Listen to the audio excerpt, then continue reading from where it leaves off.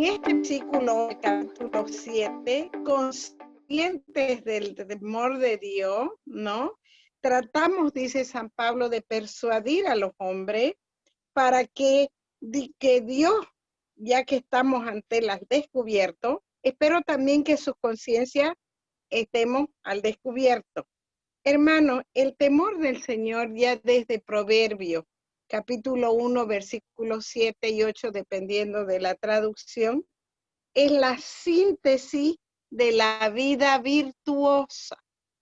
En otras palabras, si yo cumplo ese primer mandamiento de la ley de Dios, que lo hemos visto también ampliado en Deuteronomio 6:4, amar a Dios con todo mi corazón, con toda mi alma, con todo mi ser, todos los demás ya es facilito. Y como el lenguaje vulgar se dice, es pan comido. Está la clave en amar a Dios sobre todas las cosas, ¿ya? Eso es lo que se refiere el temor. Es una santa reverencia de no querer ofender al Señor. Ese es el santo temor a Dios, ¿no? Esa actitud de respeto, de veneración, de obediencia, que nos lleva a cumplir la voluntad de Dios. Y cuando hacíamos primera Tesalonicense, vimos en el capítulo 4, versículo 3, ahí clarito, que nos decía este mismo Pablo, la voluntad de Dios que ustedes sean santos. Entonces, ¿y qué significa santo? Pertenecientes al Señor, consagrados a Él. Y hoy hay tantas espiritualidades tan bellas que hay estas consagraciones. Los que se consagran a María para consagrarse a Jesús, porque ella nunca se queda con nada, ¿no? Todo es para la gloria y la honra de su Hijo. Cuando se consagran a María, ya sea en la espiritualidad de Shensta, que es tan bella, el cobijamiento, o también los del sacerdotal mariano, con la especificidad de orar por la iglesia, por los sacerdotes, o digamos, en el caso mío, yo soy consagrada, el padre Rafael, la tía Malita, somos consagrados al Señor en la espiritualidad de Santo Domingo de Guzmán, en la predicación, en la enseñanza de la palabra. Entonces, eso significa santo. Yo me aparto de los criterios mundanos y me consagro a Dios, pertenezco a Dios. Quiero llegar a esa vida de santidad que me propone el Señor y es su voluntad, ¿no? Entonces, ¿y cómo hago esto? Obedeciendo, ¿no? No es Pablo, pero San Juan ya no los dice, ¿no es cierto? En Juan 14:23, no estoy con la Biblia abierta, pero parafraseando dice, ¿no? Si ustedes me aman y cumplen los mandamientos, el Padre y yo vendremos y haremos morada. ¿A través de quién? Del Espíritu Santo. Entonces, estamos destinados a ser ese receptáculo de la Santísima Trinidad.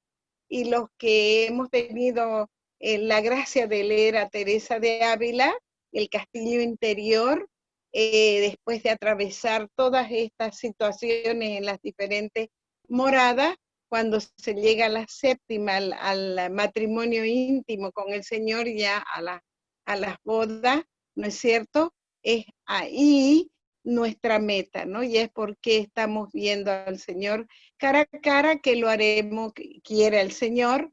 Lo hemos visto también en Primera de Corintios 13, ¿no?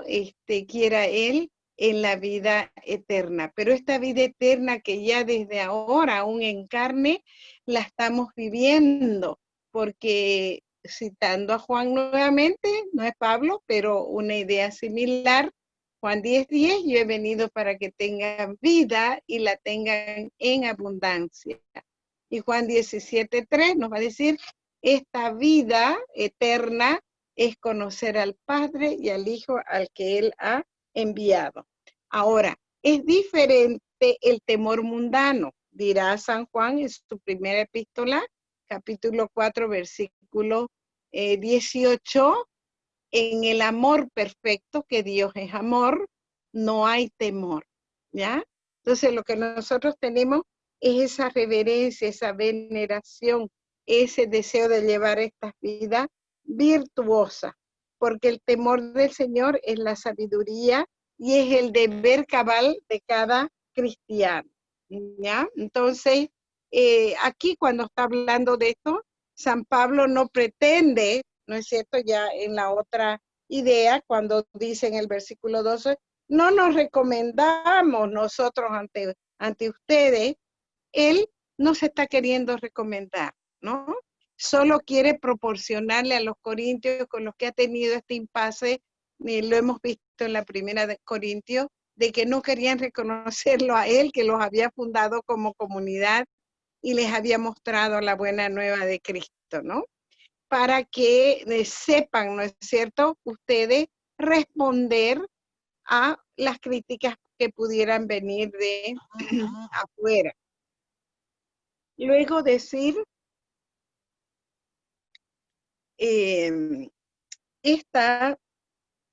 me encanta esta parte cuando dice, ¿no? Él, a fin de que tengan que responder a los que se glorían en lo externo y no de lo que hay en el corazón. Hermanos, la vida en el Señor es una vida interior, es una vida interior que se va reflejando en nuestra manera de pensar, en nuestra manera de sentir, en nuestra manera de expresarnos y en nuestra manera de actuar, ¿no? Y ya dice en el 13, si hemos perdido el juicio, ha sido por Dios. Si nos mostramos juiciosos, es por ustedes. Entonces, me acuerdo alguna vez que lo escuchaba al padre Rafael Guzmán, que él es el responsable del Centro Carismático San Martín en Cochabamba, ¿no? Él decía, ¿no?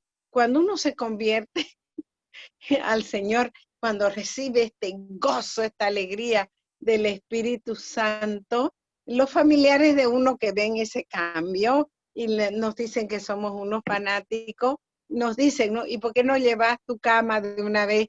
En el caso de él, al Centro San Martín, a nosotros en el caso nuestro era la mansión, porque de ahí vino toda esta espiritualidad del espíritu, ¿no? De la mansión, y es verdad, ¿no? Entonces, él dice al respecto, ¿no? Eso podría ser considerado en nosotros un signo de demencia, pero no, estamos bien cuerdos y por eso le estamos entregando este evangelio. Y luego el 14 va a decir, porque el amor de Cristo nos apremia. Él que murió por todo, luego todos hemos muerto en el bautismo a la vida de pecado heredada por nuestros padres, a nuestros criterios mundanos y a la maldad de Satanás, ¿no? Muchas veces hemos escuchado, me recuerdo una predicación de Fray Nelson Medina, también de la Orden de Predicadores, el enemigo es un perro rabioso atado, no hay para qué acercarse, ¿no? Entonces, si ya está atado, dejémoslo ahí, ¿no? Entonces, ¿qué nos está diciendo San Pablo esto? Que no debemos de buscarnos a nosotros mismos, sino entregarnos al servicio de Dios y de los hombres. Y esta decisión ha nacido al reflexionar sobre este misterio central de Cristo. Y yo les he dicho, creo, y no sé si en este curso he comentado que alguna vez yo escuché a la tía Malita decir a una amiga que estaba pasando un momento muy difícil de su vida. Amalita estaría en unos 4 años de viuda, ella llevó bastante tiempo en luto por el esposo, vivían en Tarija, se tuvo que trasladar a Santa Cruz, sus padres le hicieron un departamentito en esa parte del jardín que tenían de su casa y lo que ahora es Radio Betania, ahí está Radio Betania, y esta amiga le preguntaba, ¿cómo usted, Amalita, habló por los años 79, hace 41 años, por decir, tiene tanta paz? Y ella respondió aquí lo que dice Pablo, es que yo nunca estoy pendiente de mí misma, sino siempre pendiente de los demás. Y esa es la clave, hermano. ¿Dónde está Dios? ¿Cuál es su voluntad y cuál es la necesidad de mi hermano? Ya también el Señor en el Evangelio nos decía, ¿no? El que quiera seguirme, que se niegue a sí mismo, tome su cruz. ¿Y a dónde, Señor, con esa cruz? A crucificar nuestras maldades al Calvario contigo para resucitar en nuevas criaturas que solo saben hacer el bien. No han habido dos personas, ya lo hemos comentado en otras ocasiones, más libres, más bondadosas, más perfectas que han pisado esta tierra que nuestro Señor y Nuestra Señora, y jamás estaban pendientes de sí mismos. Es más, cuando le preguntan dónde vive, dicen, ay, dice, no, en el Evangelio nuestro Señor, las aves tienen sus nidos, pero yo no tengo ni dónde reclinar mi cabeza. Y nuestra Madre Santísima, afuera de micrófonos hablábamos de Santa Catalina Emmerich, una gran visionaria de nuestra iglesia. Según ella, nuestra madre murió en Éfeso, tan lejos de su ciudad natal, ¿no? De su país, de allá, en esos tiempos en que había o que tomar un barco o la carreta para trasladarse, ¿no? Entonces vemos dos personas tan perfectas como nuestro Señor y Nuestra Señora, y lo vamos a ver el propio Pablo, ¿no? El de Tarso, que había muy unido a su religión judía en Jerusalén, y fue a morir decapitado a Roma, igual que Pedro, el Galileo, que fue a morir y todavía crucificado con los pies para arriba.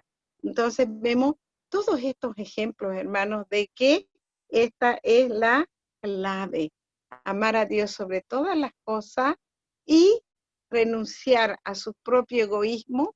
El egoísmo no hace bien a nadie, hermanos, no lo hace a uno feliz, porque estamos hechos para darnos y dar, y no hace feliz a nadie. Entonces, sobre eso, lo que está diciendo que nosotros hemos muerto a ese pecado, ¿no?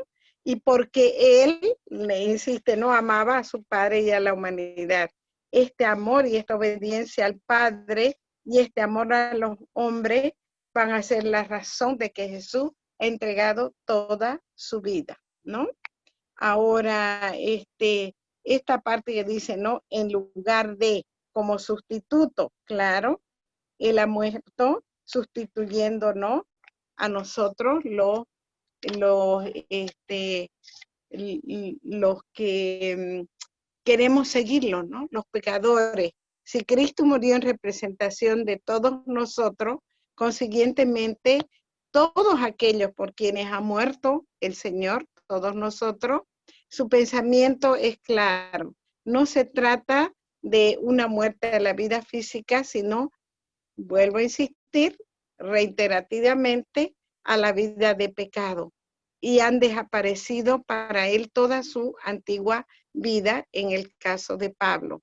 El supremo acto de amor y de obediencia, que es la muerte de Cristo, ha hecho que todos los beneficiados mueran al pecado y vivan para seguir su ejemplo. Hay un texto en Hebreos 5:7 que dice, ¿no? Que él aprendió la obediencia sufriendo, ¿no? Y es una forma en que nosotros tenemos que hacernos esa violencia interior a nuestro ser pecador para dejar resurgir esta nueva creación que el Señor está haciendo.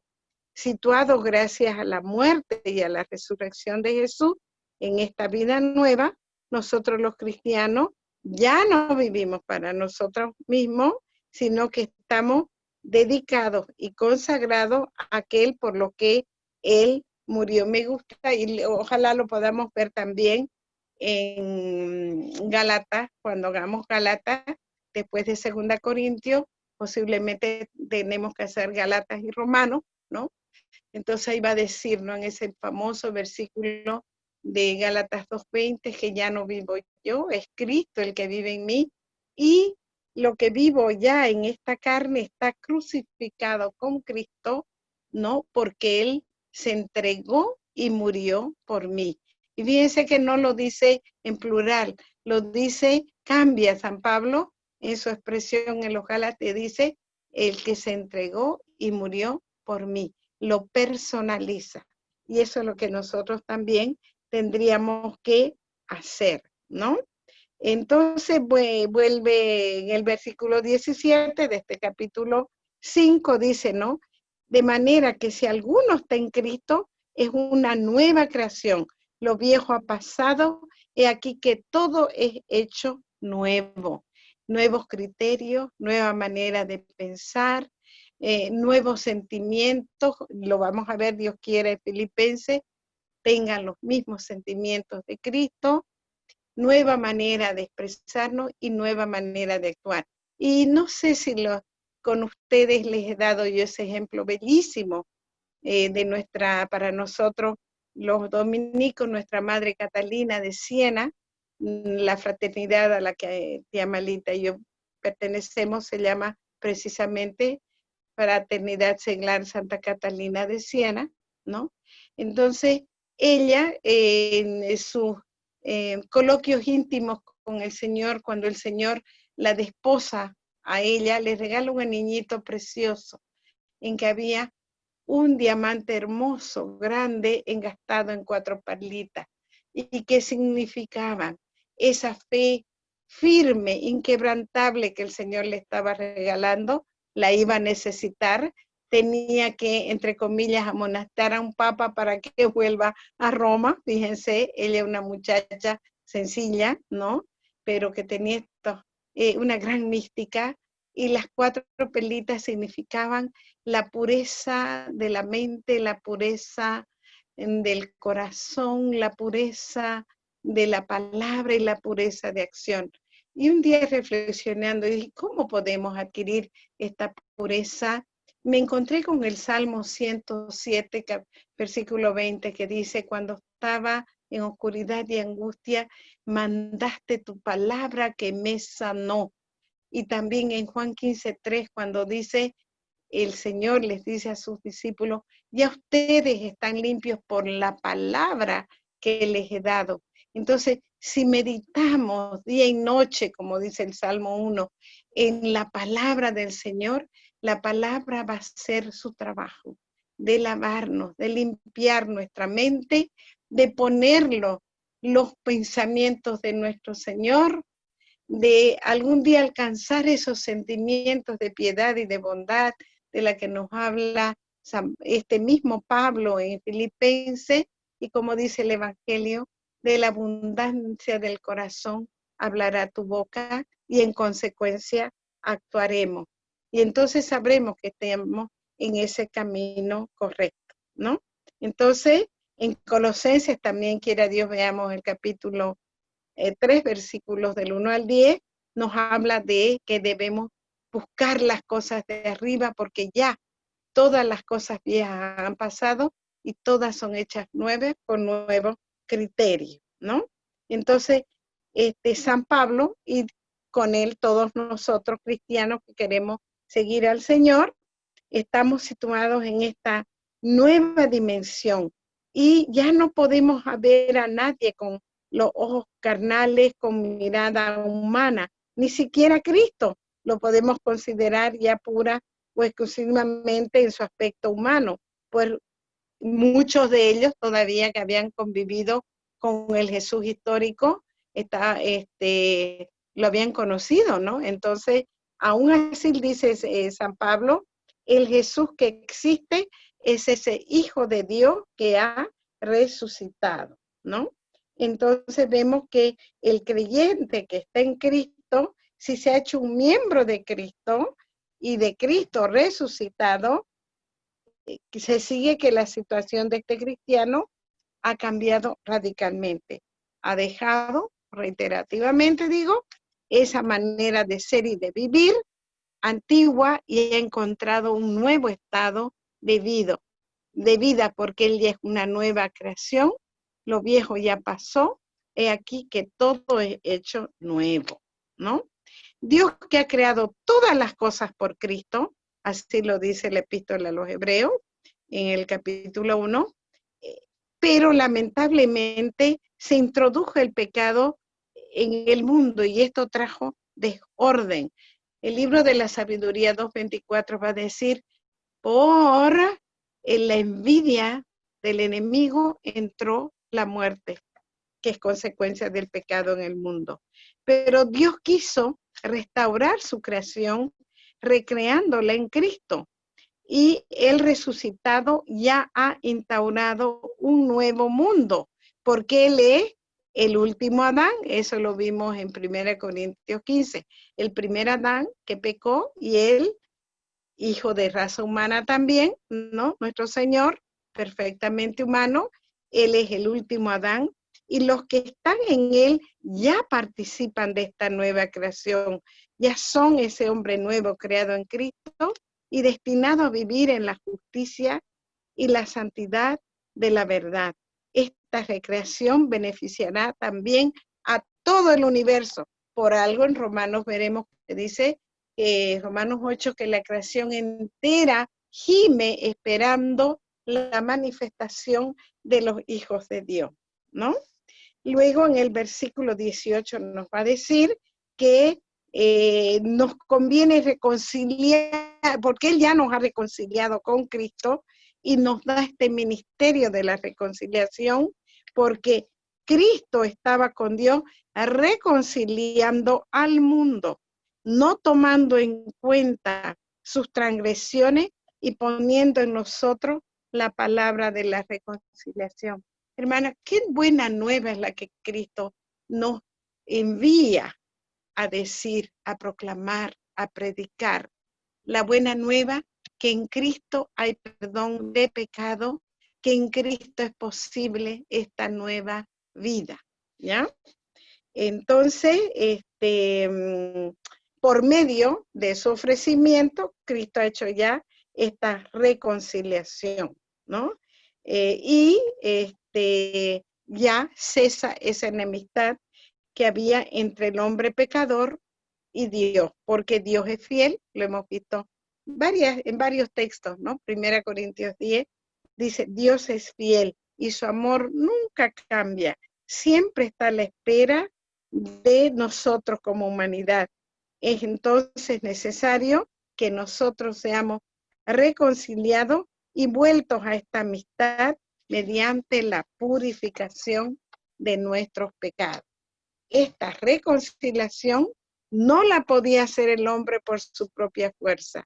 Por tanto, Dios mismo tomó la iniciativa y por Cristo y en Cristo y por su muerte y su resurrección, Dios reconcilió al mundo con Él, ¿no? Y al decir mundo decimos a toda la humanidad, ¿no? A la universalidad, porque la salvación es universal, ¿ya? Y ya nos dirá, si llegamos a las cartas pastorales, en 1 Timoteo 2:4, que dice, Él quiere que todos los hombres se salven y lleguen al conocimiento pleno de la verdad, ¿no? Dios ya ha hecho su obra, nos toca a nosotros, los seres humanos, como personas libres, aceptaron nuestra gracia y hacer lo que a nosotros nos corresponde. Yo meditando en esto de que qué bella es la creación, ¿no? Material, y qué hermoso que el Señor nos creó. Y dentro de todo, no sé si estoy equivocada, hermanos, pero yo creo que la creación más grande que ha hecho el Señor en nosotros es nuestro libre albedrío. El poder decirle sí, gloria a Dios, o la capacidad también de declinar su oferta, ¿no? El libre albedrío que Él nos respeta al máximo. Obviamente que Él hará muchas insinuaciones, muchas invitaciones para tener nuestro sí, pero nunca nos va a coaccionar y nunca nos va a obligar, ¿no? Entonces, Él no ha tomado en cuenta nuestras transgresiones, dice, ¿no? Sino que nos ha dado esta palabra de reconciliación. este ministerio de reconciliación que lo siente muy profundamente Pablo, lo está manifestando en esta carta que ya dijimos, la segunda de Corintios, está compuesta de varias restos de cartas, al parecer fueron varias y una de ellas lágrimas, ¿no? Pero eso es lo que les está queriendo decir, ¿no? Esta palabra de reconciliación, y él como ministro no está actuando con una autoridad propia, sino está en este ministerio de la reconciliación que es propia de Cristo. Luego cambia la idea y dice, ¿no? En el versículo 20, somos embajadores de Cristo y Dios exhorta por medio de nosotros. Por Cristo le suplicamos, déjense reconciliar con Dios, ¿no? Miren, qué amoroso San Pablo, yo me lo imaginaba, ¿no? Un poco duro, un poco torpe, y sin embargo, ¿no? Cuando les conté que cuando veíamos un poquito de los hechos en la introducción general, cuando él tosudamente no quiso llevar a San Marcos y tuvo que irse a San Marcos con San Bernabé a Chipre, ¿no ve? Y él se fue con Silvano, por eso me daba esta impresión que Pablo es así. Y sin embargo, leyendo esta carta, vemos su corazón tan generoso, tan bondadoso, tan llena del Espíritu Santo, ¿no? Hay que reconciliar con Dios. El capítulo 5, versículo 20 de esta segunda epístola. Entonces vemos de que el apóstol es embajador de Cristo, todos en realidad lo somos hermanos, ¿no? Y el embajador es un representante oficial de este soberano, ¿no? Que está investido de autoridad y que recibe esta misión. Su encomienda no es de origen humano, sabemos, viene de Cristo y finalmente de Dios mismo, ¿no? De la Santísima Trinidad, porque Dios en definitiva, a través de su ministro, nos exhorta a nosotros como humanidad, y esta afirmación es capital y llena de confianza en el ministerio del Evangelio mediante el cual él realiza su apostolado. Por eso es que vuelvo a insistir, por Cristo le suplicamos, ¿no? En Cristo, de quien habla a través, ¿no es cierto?, de él, déjense reconciliar con Dios. Entonces ya depende de nosotros de decirle sí y aceptar esta reconciliación. Porque sabemos que Dios, al enviar a este mundo a su Hijo y hacernos nacer de mujer, es impresionante, pero es para mí, ¿no? Es algo de un poquito extraño para mí, que a la Virgen María Pablo, y estoy seguro que la amaba y la respetaba, pero le dedica en todas sus epístolas solo un versículo, Gálatas 4:4. Dice, él que ha nacido de mujer, así, no la nombra siquiera, ¿no? No sé si es por extremo respeto o porque no quiere desviar su mente de su propósito, que es predicar a Cristo. Lo hizo solidario de una humanidad pecadora. Quiso que tomara sobre sí los pecados del mundo, a cual él también pertenecía, y que todos sufrimos esa consecuencia de la maldición de la muerte, que es, ¿no?, la consecuencia del pecado de nuestros primeros padres, ¿no? Y esta parte que dice, por nosotros lo hizo pecado, ¿no? Es ese sacrificio de esta víctima por el pecado que es nuestro Señor, y el Padre lo hizo como víctima de pecado, porque una vez que Jesús sufrió el castigo por el pecado de todos nosotros, ya nosotros quedamos convertidos en justicia de Dios. Gracias a nuestra unión con Cristo y a nuestra participación en su muerte y resurrección, somos hechos justos. Somos justificados porque el que nos justifica es el justo, de lo justo. La justicia divina, en virtud de la cual Dios ama con misericordia y cumple todas sus promesas de salvación, ¿no? Entonces, esta justicia desciende sobre cada uno de nosotros como una gracia, ¿no? Y nos toca y nos convierte en justos.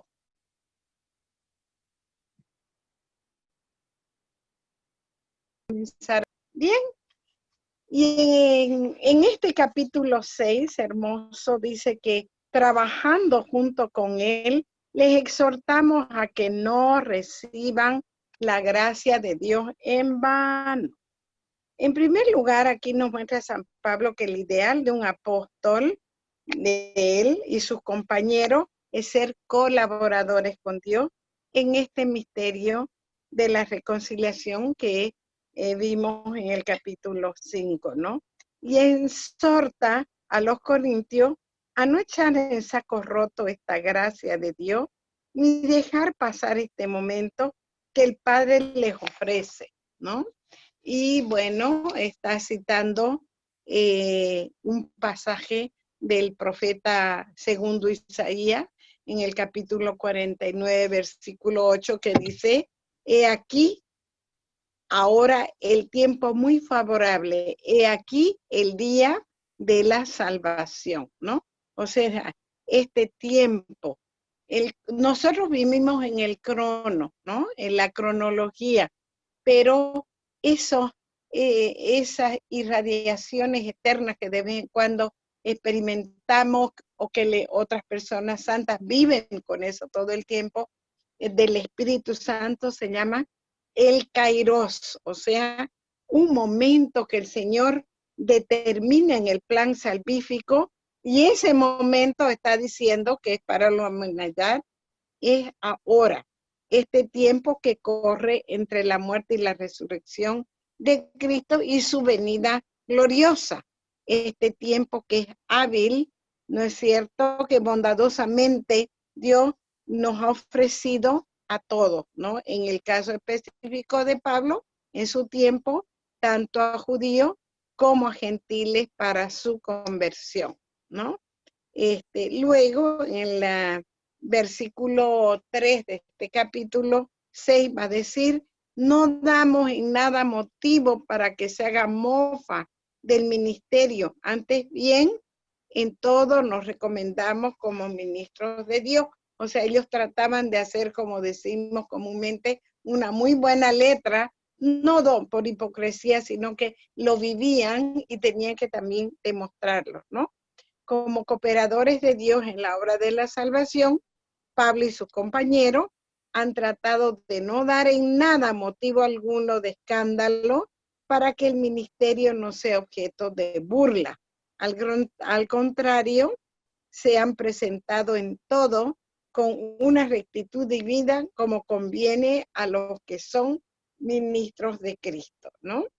Entonces, dice, ¿no? Que no nos recomendamos como ministro. Pablo, ¿no es cierto?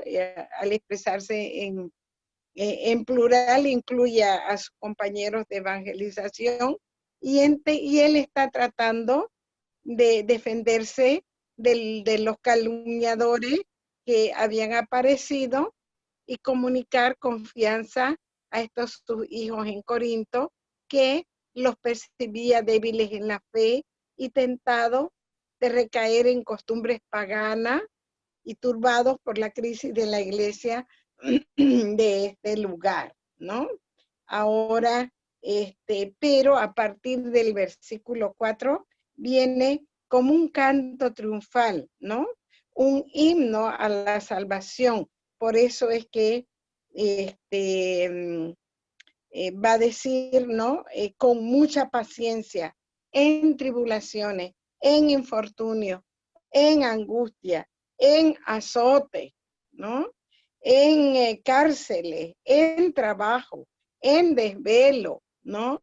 Y cambia la idea en pureza, en ciencia, en bondad, en amor sincero, en palabra de verdad, y así sucesivamente, ¿no? Y vemos de que él está animando a lo que se llama la paciencia en el sufrimiento, la fortaleza en las tribulaciones, la constancia en esta persecución, que es una de las virtudes más importantes. Yo les decía que Padre Cris nos enseñaba de que hay 7 virtudes, 3 teologales. El amor, ¿no es cierto?, es el que va a sobrevivir, que son la fe, la esperanza y el amor o la caridad, pero hay 4 virtudes cardinales que se llaman, que sostienen las bisagras de la puerta de una vida cristiana, que son precisamente las que aquí está enfatizando San Pablo, ¿no? La fortaleza, ¿no? La justicia, la templanza. Estas son virtudes cardinales y la prudencia, me está olvidando la prudencia, ¿no? Entonces aquí está diciendo que el Señor, para que ellos vayan madurando y creciendo y perfeccionando en fortaleza, permite estas tribulaciones que está sufriendo San Pablo y sus compañeros en esta evangelización, ¿ya?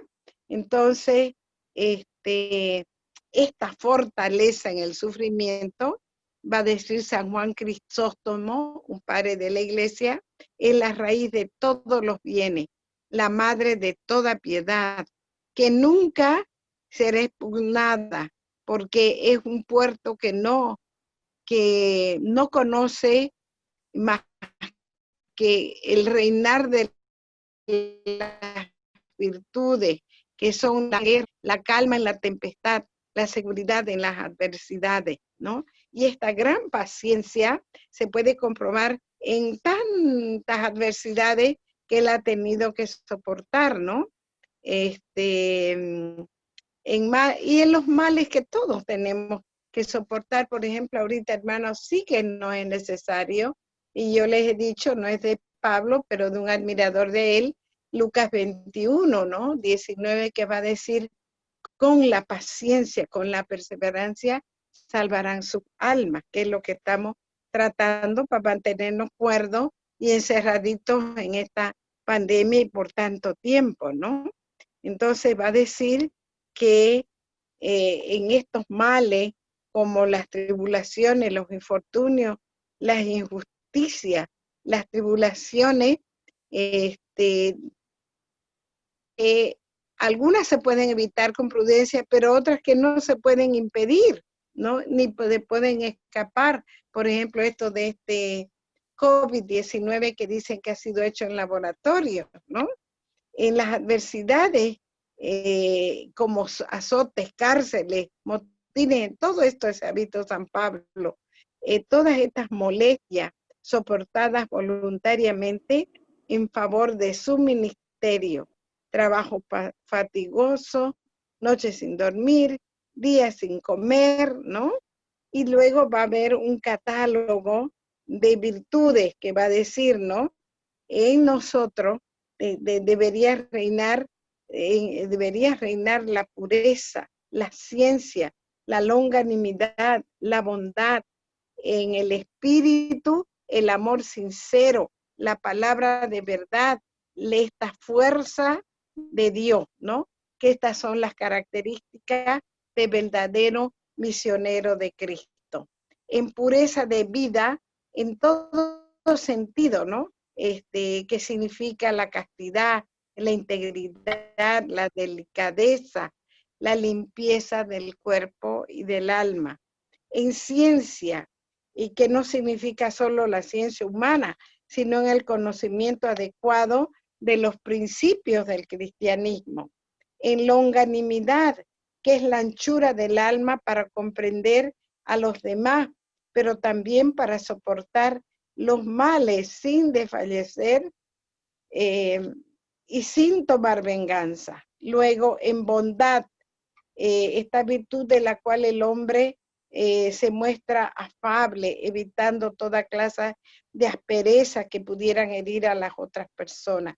En Espíritu Santo, con un espíritu de santidad propio de un ministro de Dios, ¿no?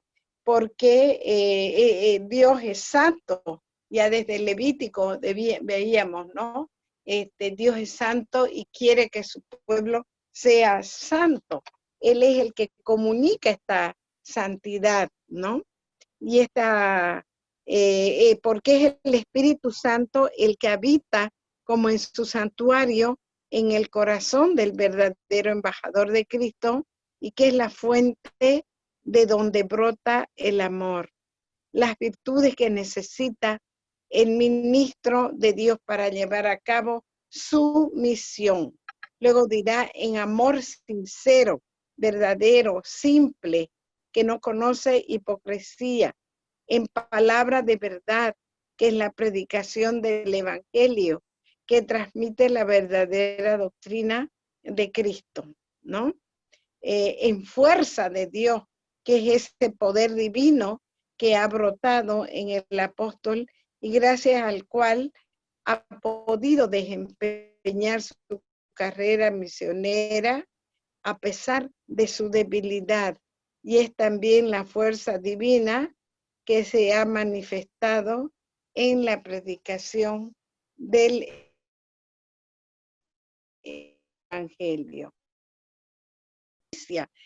En calumnia y en buena fama, porque él está equipado, él y sus colaboradores, y así tendríamos que estar todos nosotros, los cristianos, con toda clase de alma, ¿no? Pero obviamente sabemos, ¿no? De que no son armas de verdad, son estas armas de las cuales hemos estado hablando para que seamos, traigamos gloria y honor a Dios nuestro Padre y a aquellos que lo aman, lo ayudan y lo defienden. Ahora también va a decir, nosotros seguimos al Señor en afrenta y desorden. Y deshonra, ¿no? Que han recibido tanto de los judíos celosos que no entendieron nunca el mensaje, como de los paganos y los adversarios, entre ellos hasta a veces algunos malos cristianos, en calumnia y buena fama, que son las actitudes contrarias a las gentes que reaccionan al escuchar a San Pablo, o críticas mordaces, o buenos juicios, ¿no? Esto invita a San Pablo a poner una serie de falsas opiniones que se tienen acerca de él y que contrastan diametralmente en la realidad. Ahora, él va a entrar una especie de contrastes, ¿no? Como seductores, va a decir en el versículo 6b, pero siendo veraces, como desconocidos, pero somos bien conocidos, como moribundos, pero estamos en la vida, como castigados, pero no muertos, como tristes, pero siempre gozando, como pobres y enriqueciendo a muchos, no teniendo nada, pero poseyéndolo todo. Estos contrastes se desarrollan con juegos de palabras, ¿no? Por ejemplo, seducción y verdad, ignorancia y conocimiento, morir y vivir, castigo y muerte, tristeza y alegría, porque San Pablo está pensando en momentos concretos de su vida apostólica. Finalmente, no estando ya San Pablo ligado a las posesiones de la tierra, quizás la libertad completa y total para ganar el mundo entero para Cristo, que Dios es su posesión y con él tiene todas las cosas. Este apóstol es un auténtico embajador de Cristo y ministro de Dios. Los corintios pueden comprobarlo por sí mismos y estar orgullosos de él. Luego entra a hablar de su corazón. En el versículo 11, les hemos hablado con franqueza, con nuestro corazón abierto de par en par. No están ustedes en estrecho, sino que están en ustedes mismos. Por eso es que corresponde de que ustedes nos abran también sus corazones como ellos, los evangelizadores, habían hecho, ¿no? Entonces vemos aquí cómo él se deja llevar por sus sentimientos más íntimos, hablándole a los corintios con toda libertad, y su corazón se ha ensanchado. Él con un lenguaje metafórico les dice que los ama con todo su corazón y que ellos también en retribución deberían abrirle su corazón, porque mal que mal ellos son sus hijos, ¿no? los había fundado, ¿ya? Ahora, algo hermoso que a partir del versículo 14 que nos va a decir de que somos nosotros ese santuario del Dios vivo, ¿no? Y por consiguiente, nosotros tenemos que apartarnos de toda idolatría y yugo desigual con los pecadores, ¿no? Es más, ahorita me viene el Salmo 1, ¿no? Bienaventurado el que no se sienta con pecadores ni con burlones, sino que en la palabra del Señor tiene su alegría. Y él es enfático, ¿no? En el versículo 14 de este capítulo 6, no se unan en yugo desigual con los infieles, porque ¿qué asociación hay entre la justicia y la iniquidad, entre la luz y las tinieblas, entre Cristo y Belial, entre el fiel y el infiel, ¿no? Dice, ¿qué conformidad hay entre el santuario de Dios y los ídolos?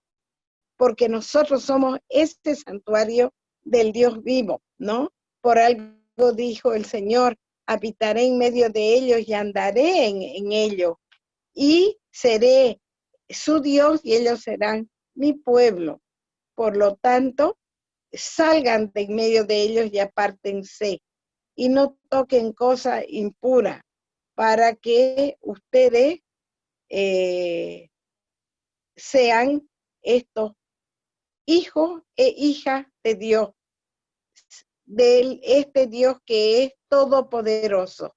Teniendo pues estas promesas, dice ya en el versículo 1 del capítulo 7, purifiquémonos de toda mancha de la carne y del espíritu, llevando a término esta santificación en el temor de Dios. Analizamos este texto y vemos que él resume, San Pablo, la finalidad, ¿no? De que no debemos de unirnos en yugo desigual con los que no son creyentes, ¿no? En Deuteronomio 22:10 va a decir, no ararás con un buey y una asna juntas, ¿no? Hace el Deuteronomio esa comparación. Los cristianos y los paganos son como especies diferentes y no pueden estar unidos en el mismo yugo. Los creyentes no deben seguir la vida y las corrientes de los infieles. Pablo no condena los contactos necesarios con los paganos, sino la convivencia en el campo moral y religioso, ¿ya? Porque obviamente siempre tenemos que interactuar con todo tipo de personas y no siempre son creyentes, ¿no? Pero en el caso de una relación más íntima, más amigable, que busquemos de no unirnos en ese yugo desigual, ¿no? Porque hay una diferencia radical e incondicional en el que cree en Dios y en Cristo y en el que sirve a los ídolos, ¿no? Ahora, me impactó leer aquí en este texto que les estoy compartiendo del misionero, es un misionero del Espíritu Santo, que recién ha muerto, que en paz descanse, el padre Salvador Carrillo. Dice, Belial o Belial significa sin valor. Yo no sabía eso, no sé ustedes, ¿no? Eso sí, sabía que diablo significa el que divide, pero no sabía que Belial significaba el sin valor. Entonces, esta antítesis que opone el santuario de Dios a los ídolos, ¿no? Es el templo de Dios en Jerusalén, que ya lo habían visto mancillado por los ídolos y por eso habían ido al destierro, ¿no? Dios no admite esta profanación y la corrige con severidad, los castigó con el destierro. Las tribus del norte, hemos visto el primer curso de instrucción general a la Biblia, fueron a y 200 años la del sur, la de Judá, fue a dar a Babilonia, ¿no? Entonces, recordemos que ese santuario del Dios vivo somos nosotros mismos, ¿no? Y nosotros somos ese lugar donde habita la divinidad, habita Dios. Ya citamos a Juan 14, 23. La comunidad cristiana es el santuario donde habita este Dios vivo y verdadero. Y Él vive dentro de los corazones humanos que le tributan adoración y lo aman. Y esto me hizo recordar a esa charla que tiene nuestro Señor con la samaritana, ¿no? Cuando le dice su vida en Tecnicolor y el otro ella le dice, veo que eres un profeta. Y entonces dime, ¿dónde hay que adorar? ¿Acá en el monte Garizim o donde ustedes adoran allá en el templo de Jerusalén? Y el Señor ahí dice, ¿no? La verdadera religión viene de los judíos, como diciendo en el templo de Jerusalén, que es, ¿no es cierto?, construido dentro de los judíos, ¿no? Pero yo te digo, y esto es lo hermoso, y hemos llegado a esa hora, hermano, en que ya no va a ser necesario adorar a Dios ni en el monte Garizim, ni en el templo de Jerusalén, sino que Dios se anda buscando adoradores en espíritu y verdad. O sea, en lo interior de nuestro corazón. Es muy bonito, ¿no? Esto de Juan 4:23, ¿ya? Ahora vemos de que él concluye este pasaje con diciendo de que hay estas promesas que exigen, sin embargo, una purificación de parte nuestra y una santificación en este santo temor del Señor, ¿no? Porque no obstante nuestro bautismo, los cristianos nos podemos volver a manchar a lo largo de nuestra vida y para ser estos verdaderos hijos e hijas de Dios, dignos de este santuario de Dios, necesitamos continuamente ser purificados. Se requiere esta remoción de todo lo que puede manchar la naturaleza humana, en la carne o en el espíritu, porque la pureza tiene que ser completa. La purificación no basta.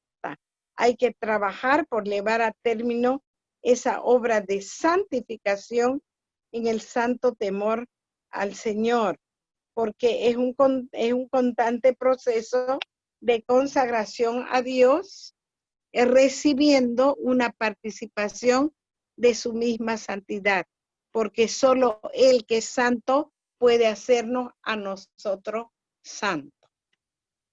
Bien, entonces vemos en este capítulo 7 de segunda de Corintios, ¿no? Que vuelve a insistir San Pablo, dennos cabida, o sea, escúchennos, ¿no? Porque grande es mi confianza en ustedes, grandes los motivos, dice, ¿no es cierto? Porque yo estoy lleno del consuelo y sobreabundo de gozo en medio de toda nuestra tribulación, ¿no? Entonces vemos de que él está pidiéndole nuevamente que le tengan esa confianza, ¿ya?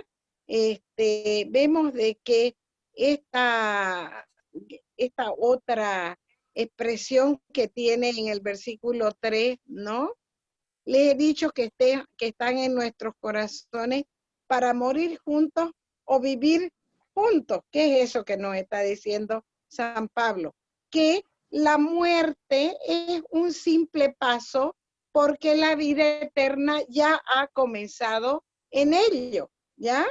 Ya hemos mencionado antes de que, y aquí nos amplía la idea San Juan, en Juan 10:10, cuando va a decir yo venía para que tengan esta vida abundante, y en Juan 17:3 dice, y esta vida eterna, esta vida en plenitud, es conocer al Padre y conocer al que le ha enviado, ¿no?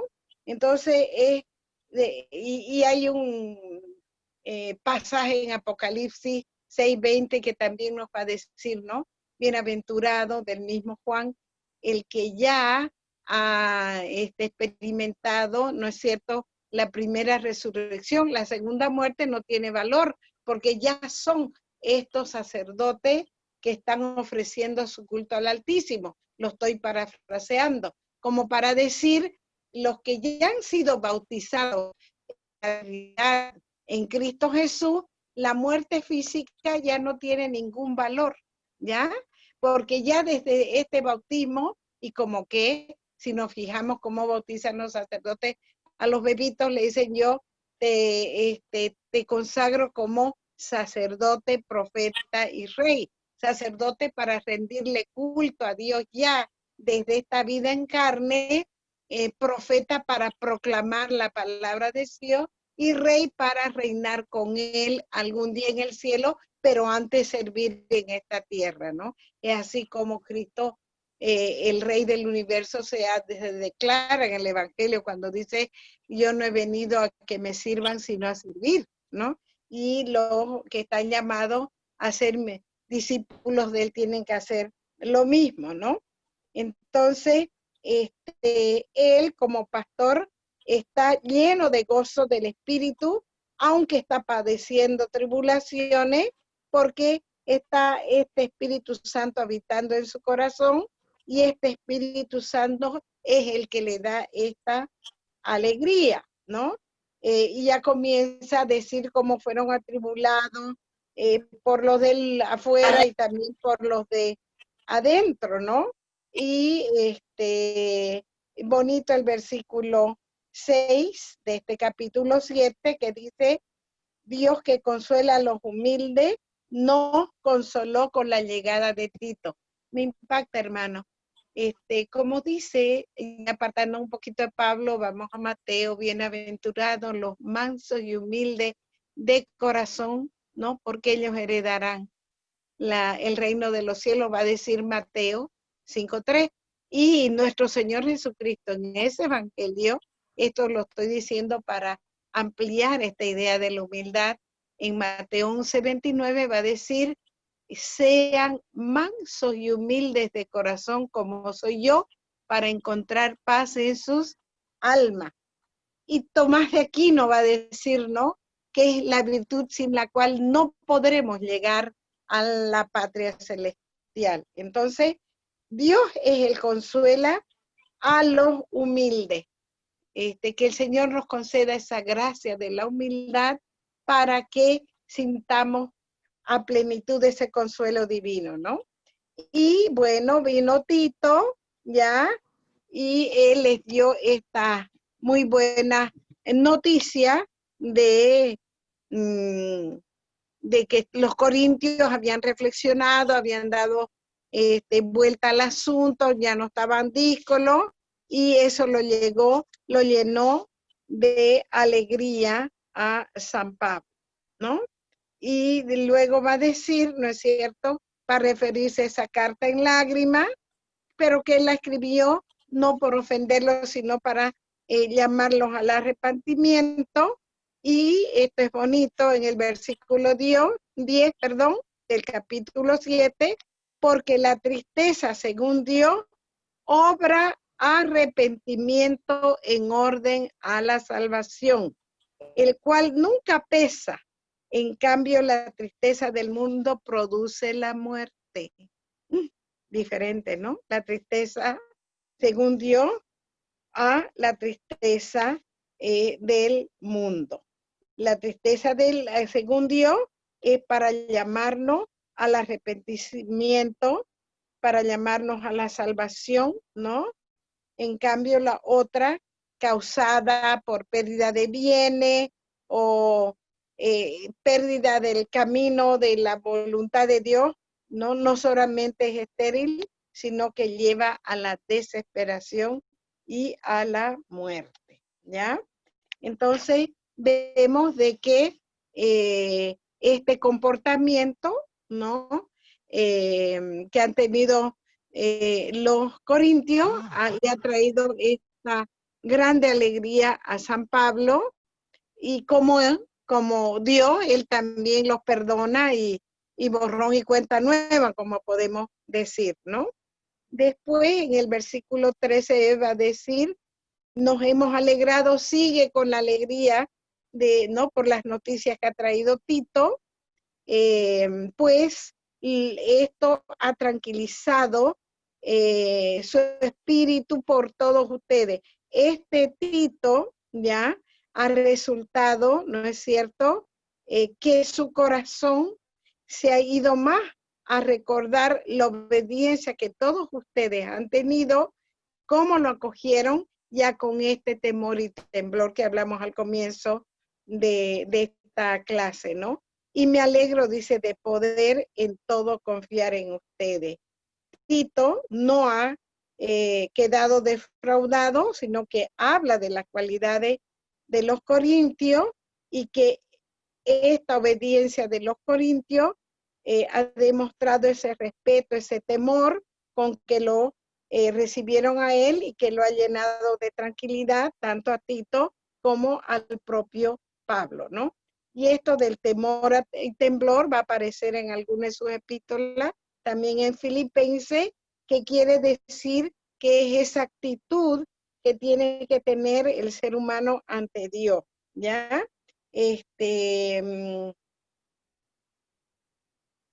Si algún día hacemos profetas con ustedes, como estoy haciendo en otros cursos, eso se ve mucho en el profeta Isaías, en el primer Isaías.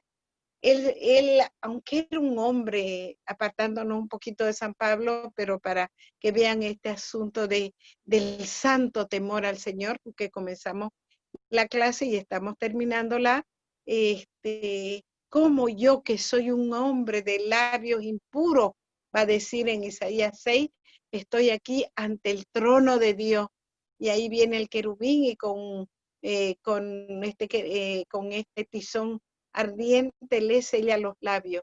Porque Isaías, el Señor elige sus servidores de todos los ámbitos y de todas las clases sociales, razas. Él no hace acepción de personas, obviamente, ¿no? Y lo vamos ver bien claro que lo dice en Gálatas 6, en Gálatas, ¿no? Cuando va a decir, Isaías, este profeta, era un hombre muy cultivado, era pariente del rey, sus escritos son catalogados como los de Teresa de Ávila y San Juan de la Cruz por su pulimiento y la belleza, ¿no? En la crítica misma de sus escritos, como un gran bate de la literatura universal. Y fíjense, aún siendo y capacitado con tantas cualidades humanas, hombre educadísimo, ministerio divino, profeta de Dios, sin embargo, él se sentía tan pequeño ante la grandeza de Dios. Y no es que no le tengamos confianza a nuestro Señor, mucha confianza, mucho amor. Sabemos que es nuestro papito querido, así nos lo ha revelado nuestro Señor en el Evangelio. Sabemos que Él es misericordia, ¿no? Sabemos que también por el propio Juan 3:16, que Él nos ha amado tanto que ha enviado a su propio Hijo para que nos salve. Pero sin embargo, hermanos, tenemos que tener ese santo temor, esa santa reverencia que se manifieste en ese querer obedecerlo y seguir ese camino propuesto para cada uno de nosotros. Yo les dije que lo que más me impactaba era cómo Dios nos creó libres, con nuestra libre elección, ¿no? También lo que me impacta, que nos hace únicos. Y ahorita, si somos 7,5 billones de humanos en este planeta, el Señor tiene 7,5 billones de caminos de santidad. Porque, y lo va a decir Juan al final, ¿no? Y yo parafraseando, y el lenguaje popular, lo que es para Pedro no es para Juan. Seamos coherentes, seamos obedientes a este camino propuesto de amor y de santidad que nos ha reflejado San Pablo en esta epístola.